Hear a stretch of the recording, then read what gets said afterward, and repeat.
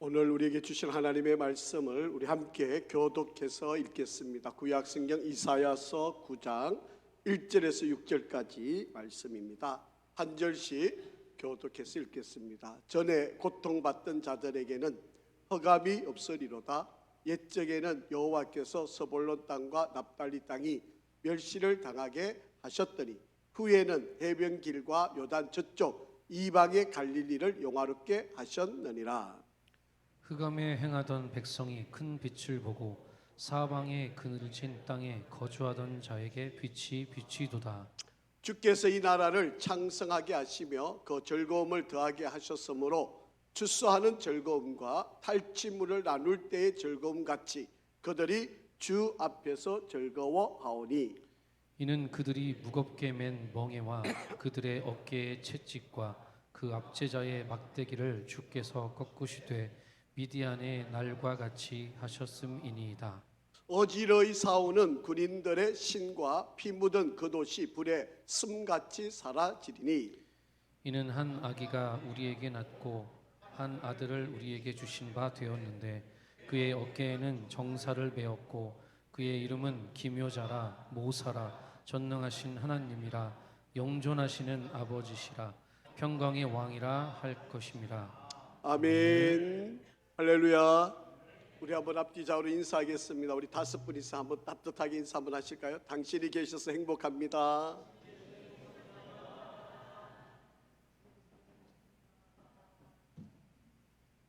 한 번 더 인사하겠습니다. 잘 되고 있습니다. 기도하면 됩니다.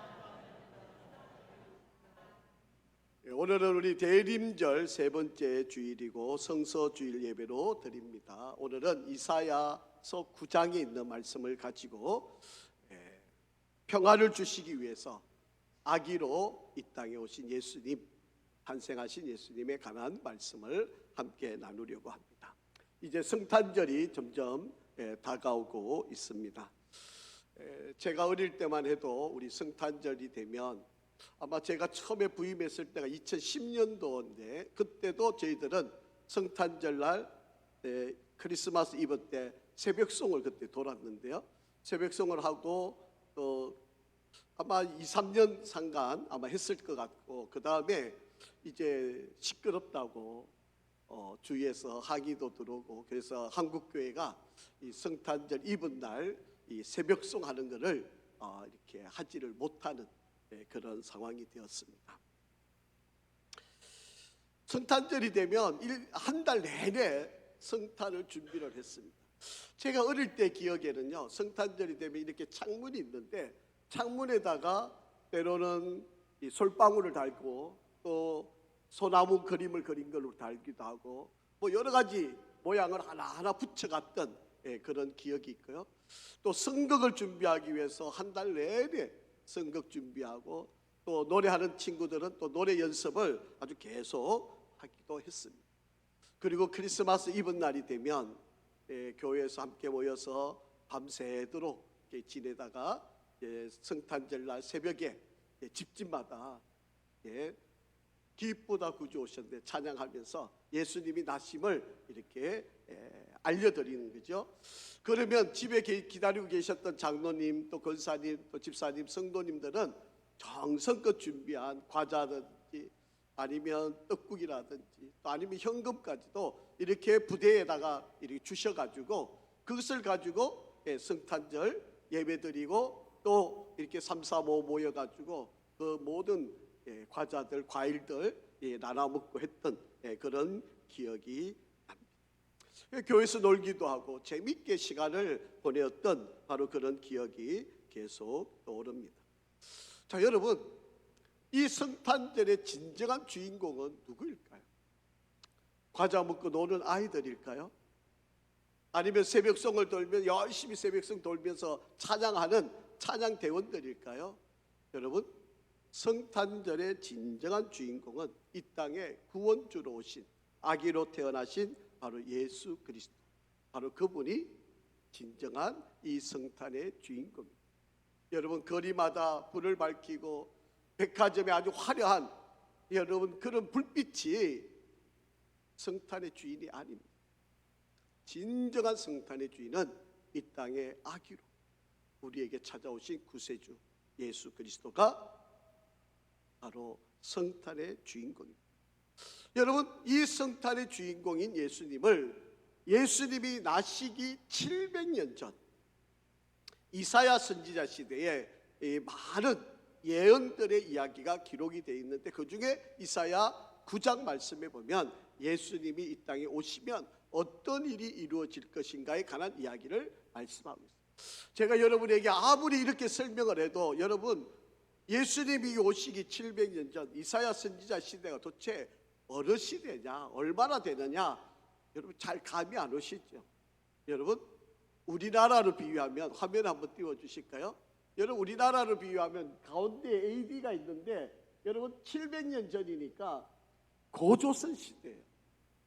예수님이 오셨던 시대는 삼국시대, 신라, 백제, 고구려가 있었던 삼국시대였고, 그보다도 700년 전에 이사야 선지자가 예언하고 있던 이 시대는 우리나라로 말하면 아주 먼 고조선 시대에 빼여 있었어요. 그러니까 여러분, 시간적으로, 시기적으로 보면 우리가 잘 감을 못 잡고 있던데, 삼국시대보다도 더 이전에 고조선 시대에 예언되어진 이야기가 700년 뒤에 이루어지고 있는 바로 그런 약속의 말씀입니다. 여러분, 성경을 읽어보시면 구약시대에 예수님이 이 땅에 오실 것을 예언하는데 약 350가지가 넘습니다. 그 중에 가장 기본적인 것이 아브라함 시대에 있었던 아브라함의 후손으로 날 거다. 그리고 동정녀, 처녀의 몸에서 아이가 날 것이다. 그리고 유다 지파에서 날 것이고, 그리고 다윗의 왕의 후손으로 날 것이다. 그리고 베들레헴에서 날 거다. 이 수많은 예언들이 구약시대에 다 예언이 되어져 있었던 말씀입니다. 그것이 700년이 지난 AD, 예수님이 탄생하시던 바로 그때 이루어진 바로 그런 사건입니다. 자, 6절 말씀 한번 볼게요. 오늘 본문 한번 같이 읽어봅니다. 시작. 이는 한 아기가 우리에게서 낳고 한 아들을 우리에게 주신 바 되었는데, 그의 어깨에는 정사를 메었고 그의 이름은 기묘자라, 모사라, 전능하신 하나님이라, 영존하시는 아버지라, 평강의 왕이라 할 것임이라. 그렇게 말씀합니다. 여러분, 우리에게 하나님께서 한 아기를 우리에게 보내주시고, 그를 통해서 우리에게 구원자로 이 땅에 보내실 것이다 라고 이야기합니다. 여러분, 우리 예수님은요, 하늘에서 뚝 떨어지신 분이 아닙니다. 예수님은 동정녀, 처녀의 몸에서 이 땅에 인류의 죄를 구원하기 위해서 아기의 모습으로 이 땅에 오신 분이다 라고 하는 이야기입니다. 인간의 몸을 빌어서 죄된 인간의 죄를 담당하기 위해서 바로 이 처녀의 몸을 빌어 이 땅에 오신 분, 아기로 이 땅에 오신 분이시다라고. 사실은 이 이사야 선지자 시대에서 예언으로 시작한 것이 아니라, 사실은 아담과 하와가 범죄한 이후에 하나님이 이미 창세기에서부터 예언하신 말씀입니다. 자, 창세기 3장 15절 말씀을 한번 보겠습니다. 내가 너로 여자의 원수가 되게 하고, 이게 사탄을 보고 이야기하는 겁니다. 하나님께서 내가 사탄 너를 여자와 원수가 되게 하고, 내 후손도 여자의 후손과 원수가 되게 하리니, 여자의 후손은 너의 머리를 칠 것이고 상하게 할 것이고, 너는 그의 발꿈치를 상하게 할 것이다. 그렇게 말씀하시죠. 창세기 아담이 범죄한 이후에 이미 하나님께서 예수 그리스도, 여자의 후손인 예수 그리스도를 통해서 인류를 구원하고 사탄을 짓밟고 승리할 것을 미리 말씀을 하시고 있는 내용입니다. 자, 이미 말씀하셨던 이 창세기 말씀이 이사야서 7장 14절 말씀을 한번 보겠습니다. 그러므로 주께서 친히 징조를 너에게 주실 것이라. 보라, 처녀가 잉태하여 아들을 낳을 것이요 그의 이름을 임마누엘이라 하더라. 이미 하나님은 처녀의 몸을 빌어 이 땅에 구세주 예수 그리스도를 보내시고 그의 이름을 임마누엘이라고 이미 작정을 하셨어요. 자, 이 일이 이사야 시대 그러니까 700년 전이에요. 그런데 이 일이 예수님 당시 어떻게 이루어지는가 보시죠. 마태복음 1장 22절 23절 말씀.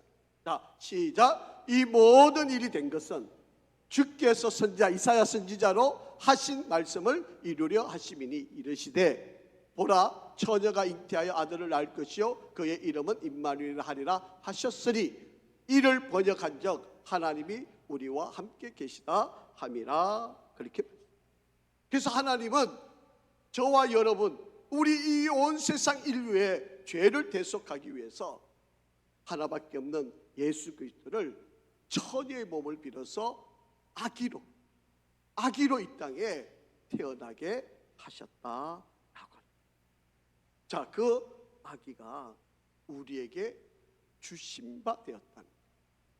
여러분, 이 한 아들을 우리의 모든 죄를 담당하기 위해 주신 바가 되었는데 6절 말씀에 보면 낳다라고 하는 말이 나옵니다. 이것은 해산했다라고 하는 말인데 하나님께서 그냥 공중에서 아이를 뚝 보내가지고 이게 너희를 구원할 예수 그리스도다 그렇게 하시지 않고요. 하나님께서 성령을 통해서 마리아 몸, 처녀의 몸을 빌어서 예수를 아기로 이 땅에 태어나게 하셨다. 그러니까 예수님은 성육신하신 거예요. 하나님이시지만 그 예수님이 인간의 몸을 입고 아기 예수로 이 땅에 오셨고, 그리고 이 6절에 보면 주다라고 하는 말이 있는데 이 주다라고 하는 말은 이미 존재되어 있었던, 이미 존재되어 계신 분을 우리에게 주신다라고 하는 거예요. 그러니까 예수님이 태초부터 계셨잖아요.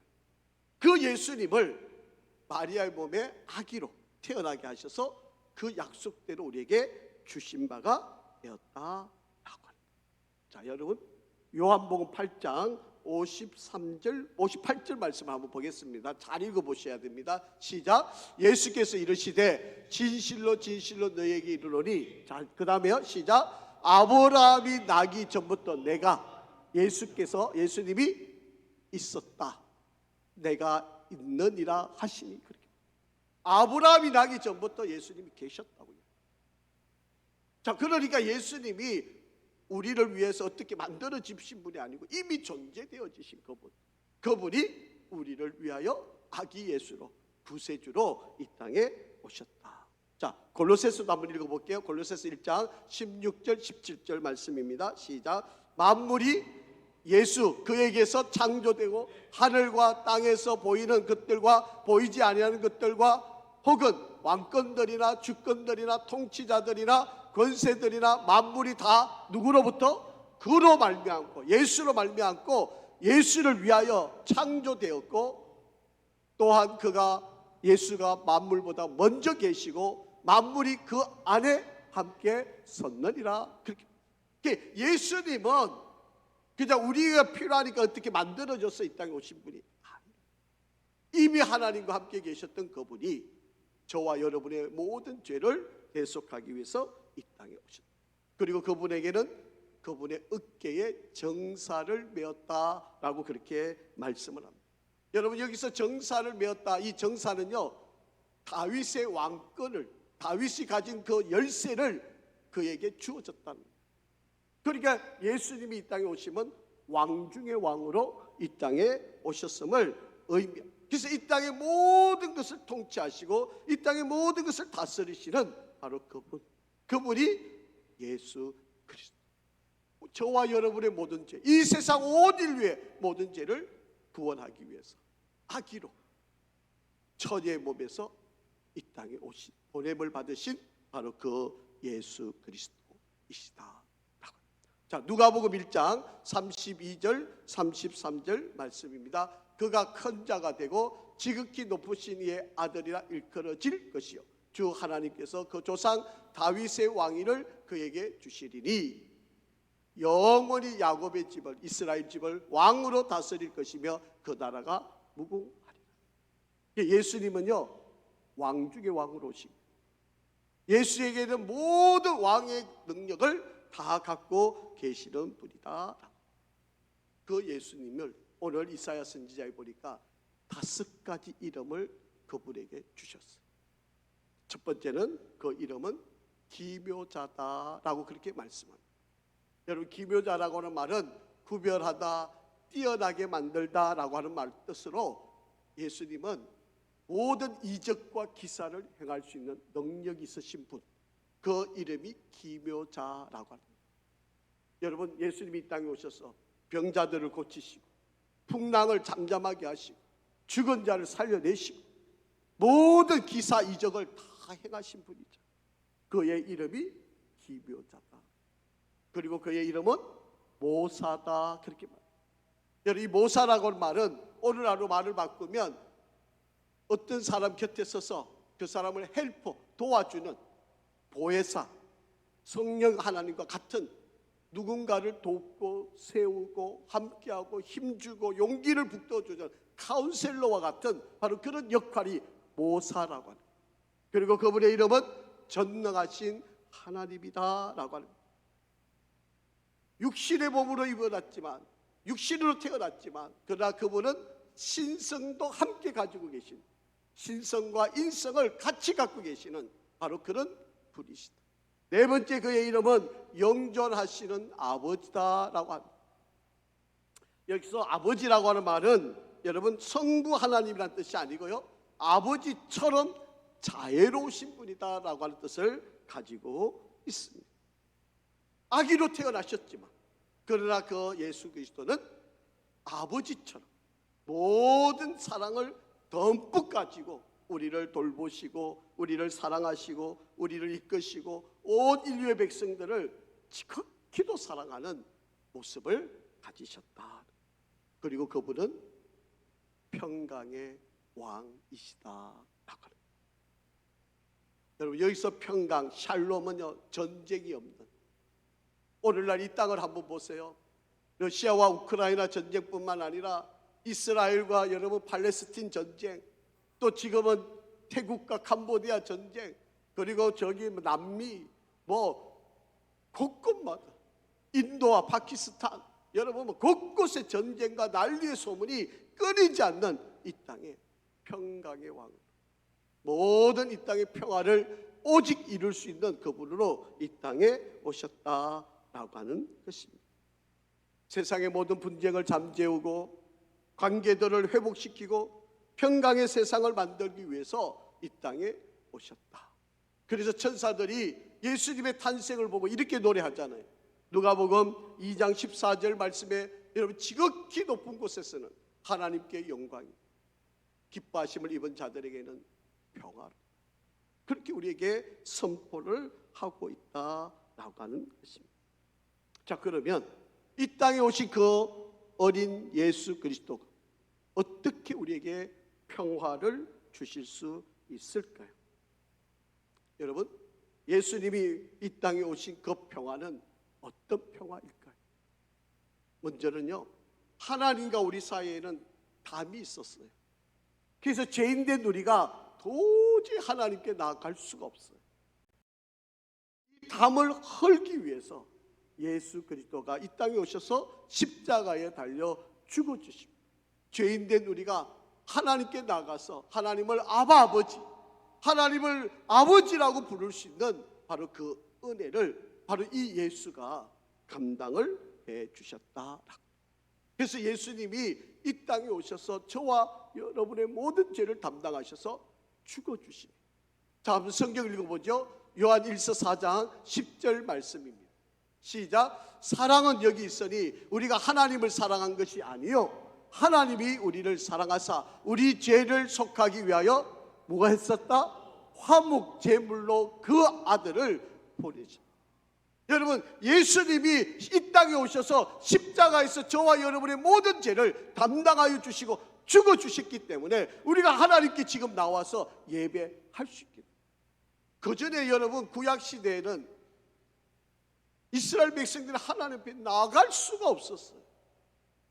그러나 이제는 예수를 믿는 믿음으로 우리는 얼마든지 하나님께 나와 우리의 모든 죄를 대속받을 수 있고 하나님께 아버지라고 부를 수 있는 은혜를 우리에게 주십니다.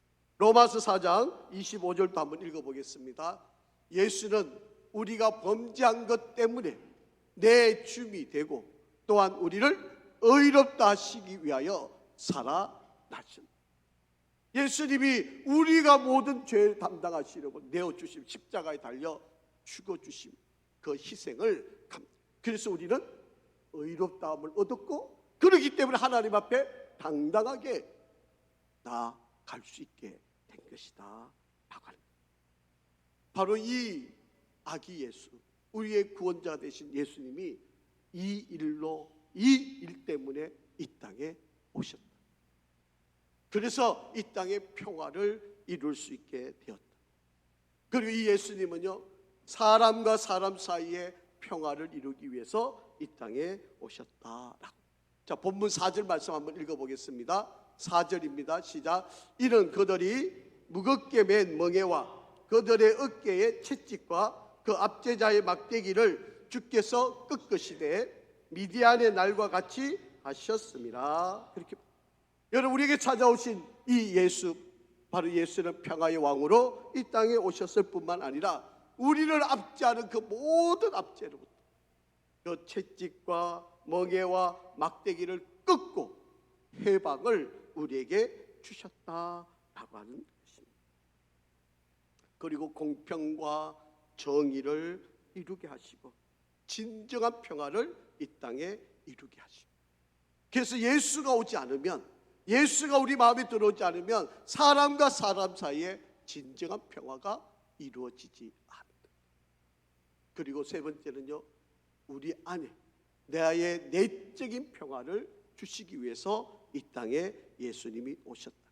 여러분, 저와 여러분은 죄로 말미암아서 우리는 평생을 우리는 다투면서 살아갈 수밖에 없는 존재입니다. 우리 마음이 편안해지고 기쁨을 누리고 싶어도 우리 인간은 이 죄 때문에 자유로워질 수가 없는 연약한 자일 수밖에 없어요. 자, 그런데 예수님이 이렇게 말씀하셨어요. 요한복음 14장 27절 말씀입니다. 평안을 너에게 끼치노니 곧 나의 평안을 너에게 주노라.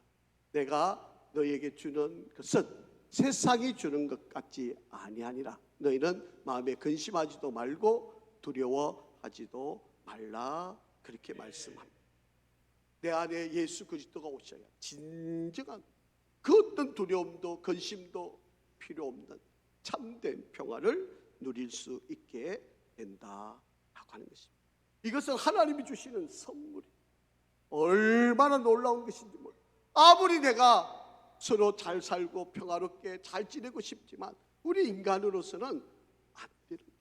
그러나 예수 그리스도가 오시면 우리는 이 참된 평화를 누릴 수 있게 된다라고 합니다. 자, 그러면 우리가 어떻게 누릴 수 있을까요? 이 참된 평화, 정말 세상의 근심, 걱정, 염려 없이 참된 평화를 어떻게 누릴까요? 오늘 우리에게 분명하게 하시는 말씀을 한번 잘 들어볼 수 있기를 바랍니다. 평화의 왕으로 오신 예수님을 믿어야 합니다. 진정으로 이 땅에 나의 평화를 이룰 수 있는 분은 예수밖에 없다는 사실을 믿어야만 한다라고 하는 것입니다.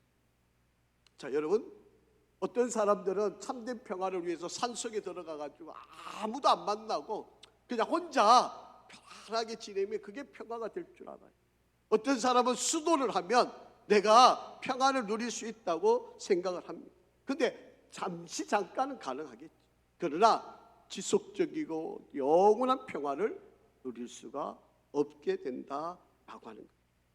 오직 예수 그리스도만, 예수를 통해서만, 예수를 믿는 믿음 안에서만 가능한 일이다. 자, 오늘 본문 1절 한번 읽어볼게요. 자, 본문 1절 같이 한번 읽습니다. 시작. 전에 고통받던 자들에게는 허감이 없으리로다. 옛적에는 여호와께서 스불론 땅과 납달리 땅이 멸시를 당하게 하셨더니 후에는 해변길과 요단 저쪽 이방 갈릴리를 영화롭게 하셨느니라. 여러분, 이스라엘 백성이 하나님을 대적하고 우상을 섬기다가 나라가 둘로 나뉘었어요. 북쪽 이스라엘은 10지파가 모여서 북이스라엘, 남쪽 유다는 유다 지파하고 베냐민 지파 두 지파가 모여가지고 이 유다라고 하는 나라를 만들었어요. 한 나라에 북이스라엘, 남쪽 유다. 그런데 북이스라엘은 BC 722년에 아수르에 의해서 멸망을 당했어요. 심판을 받았습니다. 자, 그런데 이 아수르가 이 북이스라엘을 지배하고 다스리려고 거기에 살던 사람을 다른 지역으로 다 뿔뿔이 흩어놓고 이방에 사는 사람들 데리고 와가지고 거기서 결혼을 시켜가지고 거기서 혼혈 민족이 태어나게 돼요. 이것을 사마리아라고 그래요. 그렇게 이스라엘 백성들은 이 사마리아 사람들을 제일 싫어하는 거죠. 자, 그렇게 해서 이스라엘 남쪽 유다 예루살렘에서 그 가운데 지역에 사마리아 사람들이 살고 제일 변방 끝에 갈릴리 그 끝에 스볼론 지파, 바로 이들이 바로 그곳에서 살게 되었는데, 바로 이들이 납달리하고 스볼론 지파들이 사는데 제일 무식하고 가난하고 이방 사람들과 같이 섞여서 이런 족속들. 그래서 이들을 이스라엘 백성들은 미워하는 거예요. 아이고 무식한 백성들, 그리고 자기 민족을 지키지도 못한 이방인들하고 결혼하는, 이렇게 하면서 이 납달리 스볼론 지파를 엄청 그 갈릴리 사람들은 엄청 미워한 거예요. 물론 사마리아 사람은 더 미워했던 거예요. 그런데 예수님이 오시니까, 예수님이 어디서 생활하셨죠? 갈릴리에서 생활. 예수님의 제자들도 갈릴리에 있는 어부들을 선택하셨죠. 보다 더 귀한 일이었어요. 예수님이 오시니까 가장 천하고 손가락질 받고 천대받던 그들이 예수님의 제자가 되고 가장 귀한 존재로 이들이 드러나게 되었다. 자, 이사야 9장 2절 말씀입니다. 흑암에 행하던 백성이 큰 빛, 누구겠어요? 예수 그리스도를 보고 사망의 그늘진 땅에 거주하던 자들에게 빛이, 예수가 들어오니까, 그 빛이 오게 되니까 어둠에 있던 자들이 다 밝아지고 기쁨을 누리는 역사들이 일어나게 되었다라고. 예수가 내 안에 들어오면, 그래서 그 예수를 믿기만 하면, 여러분 우리들은 죄로부터, 우리 마음의 갈등으로부터, 참으로 어둠 속에 있던 우리들을 온전하게 해방하는 역사가 일어남을 믿으시기 바랍니다. 요한복음 14장 6절 말씀이에요. 같이 한번 읽어볼게요. 예수께서 이르시되 내가 곧 길이요 진리요 생명이니 나로 말미암지 않고는 아버지께로 올 자가 없는. 예수가 아니고는 우리 하나님 앞에 나갈 수 없어요. 그래서 예수님이 이 땅에 아기로, 우리의 구원자로 이 땅에 오셔서 그 예수를 믿기 바랍니다. 우리는 참된 구원을 얻게 된다. 세상에서는요, 평화를 이루는 방법이 두 가지가 있어요. 하나는 팍스라고 하는 말이 있고, 하나는 샬롬이라고 하는 말이 있어요. 여러분, 이 팍스라고 하는 것은 힘으로 얻지 않은 거예요. 무기. 오늘 한번 보세요. 여러분, 남의 영토인데도 불구하고 자기가 힘이 있다고 그 땅을 차지하기 위해서 전쟁을 일으키고 그 땅을 차지하겠다고 얼마나 오랫동안, 지금 3년이 지금 넘었잖아요. 지금까지도 러시아와 우크라이나가 여러분 이 전쟁이 쉽게 끝난다고 생각했어요. 어떻게 러시아를 이긴다고 상상을 하겠습니까? 그런데 아직까지도 전쟁을 하고 있잖아요. 해결되고 있지 않잖아요. 여러분 이스라엘하고 팔레스타인 보세요. 계속해서 전쟁이. 이란하고도 전쟁이 나고, 며칠 전에 여러분 캄보디아하고 태국이 또 전쟁하고, 여러분 남미, 여러분 지금 여기 인도네시아, 여기 뭐 이런 끊임없는 분쟁과 전쟁과 난리의 소문이 끝없이 이루어지고 있는 바로 이 땅. 그게 힘으로 뭔가 해보겠다는 거예요. 힘으로 뭐를 누리면 이길 수 있다고, 그게 평화를 만들 수 있다고 세상 사람들은 생각을 하는 거예요. 권력을 가지면, 내가 이 권력을 가지고 짓누르면 참된 평화가 온다고 생각을 하는 거예요. 그런데 평화가 오던가요? 어느 나라가 힘으로 평화를 이룬 나라가 어디 있어요? 안 돼요. 힘으로 이룰 수 있는 평화는 없습니다. 그러나 예수 그리스도가 우리 안에 참된 주인으로 오십니다. 여러분 우리 조선 땅에 여러분 예수 그리스도가 오니까 여러분 이렇게 평화롭고 이렇게 은혜가 우리 가운데 충만한 역사를 이룰 수 있게 된 것. 여러분 예수가 들어가면 다툼도 분열도 나눔도 시기도 다 사라지고 참된 샬롬의 은혜가 임함을 믿으시기 바랍니다. 지금도 여러분 우리 가정에 갈등이 일어나고 서로 다툼이 일어난다면 예수를 진정으로 내 마음의 참된 주인으로 모시는 은혜가 있기를 간절히 바랍니다. 그러면 여러분 그 분열, 내 욕심, 내가 간절히 원하던 그 욕구들을 다 다 내려놓고 내가 참된 평화를 이룰 수 있는 은혜가 임하게 된다라고 하는. 여러분, 예수가 임하면요 어떤 현상이 있는지 이사야 선지자는 우리에게 이렇게 설명하고 있어요. 이사야서 11장 6절에서 8절 말씀입니다. 그때에 예수님이 참된 주인으로 우리를 다스리게 되면 그때에 이리가 어린 양과 함께 살아요. 여러분, 이리는 뭐예요? 어린 양을 잡아먹잖아요. 그런데 참된 평화, 예수 그리스도가 우리의 참된 주인이 되면 이리가 어린 양과 함께 살고 표범이 어린 염소와 함께 누우며 송아지와 어린 사자와 살찐 짐승이 함께 있어 어린 아이에게 끌리며 암소와 곰이 함께 먹으며 그들의 새끼가 함께 엎드리며 사자가 소처럼 풀을 먹으며 젖먹는 아이가 독사의 구멍에 장난치고 젖대인 어린 아이가 독사의 굴에 손을 넣어도 해함이 없는 그런 바로 이런 평화가 이루어지게 된다. 여러분, 이 나라를 아브라함이 꿈을 꾸었던 나라고 모세와 사무엘과 이사야와 예레미야 선지자가 바로 이 나라를 선포했던 바로 그들이었고요. 여러분, 예수님이 오실 때 오랫동안 성전에서 기도했던 시몬과 여선지자 안나가 바로 이 나라를 꿈꿔왔던 세례 요한이 목이 베이면서도 바로 이 나라를 선포하고 기다렸다.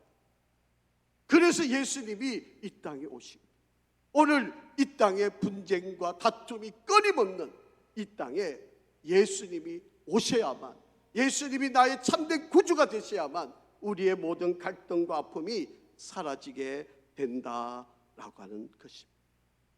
그리고 이 평화를 진정 누리려면 기도해야 합니다.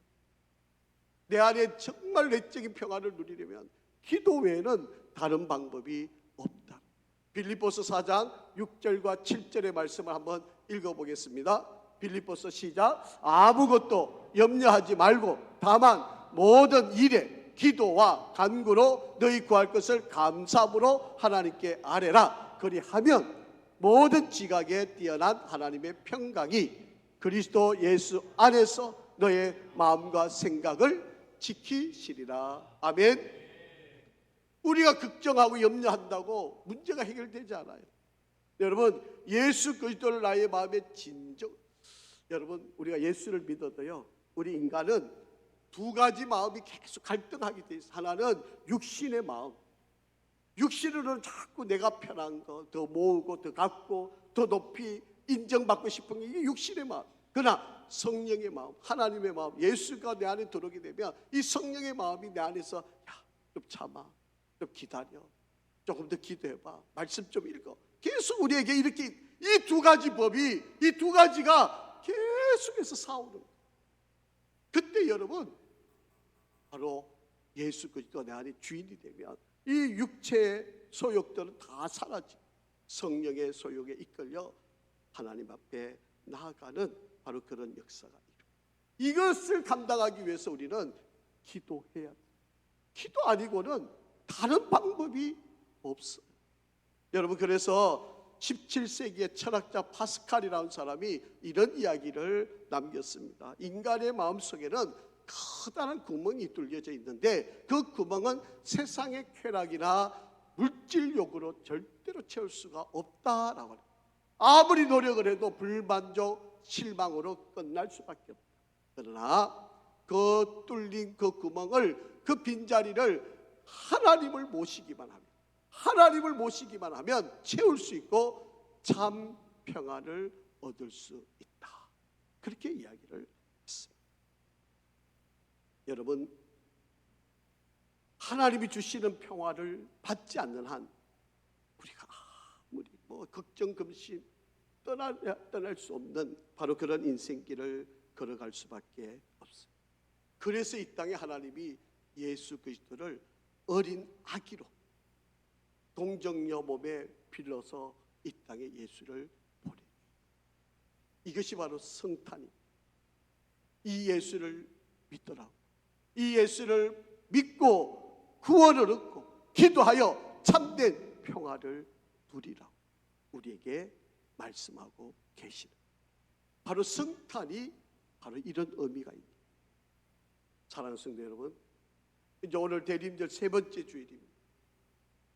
아직도 내 마음에 예수를 모시지 않고 예수가 내 마음의 진정한 주인이 아니고 세상의 출세와 명예와 돈과 자식과 나의 건강만 쫓아가고 있는 우리의 인생이라면 여러분, 이 성탄 대림절 기간에 다시 한번 내 마음에 예수 아니고는 참 평안을 누릴 수 없음을 알고 예수를 내 마음의 구주로 모시고 기도하면서 이 성탄의 은혜를 누려가시고 또 이웃 주변에 이 성탄을 널리 알려주고 가르쳐 줄 수 있기를 간절히 바랍니다. 성탄의 은혜가 우리 성도 여러분 가운데 그리고 여러분의 가정에 또 여러분의 손이 대이는 모든 곳에 드러나고 이루시기를 축복합니다. 아버지 하나님, 은혜와 사랑을 감사합니다. 이 땅에 평화를 주시기 위해 아기로 탄생하신 예수 그리스도를 기다리고 다시 오실 주님을 소망하는 이 대림절 우리 귀한 성도들을 지키시고 복 내려 주시고 승리케 하여 주시옵소서. 주님, 주님이 아니고는 우리의 이 허전한 마음을 다스릴 길 없습니다. 주여, 주여, 우리 마음에 자정하여 주시옵소서. 예수 그리스도 이름으로 기도합니다. 아멘.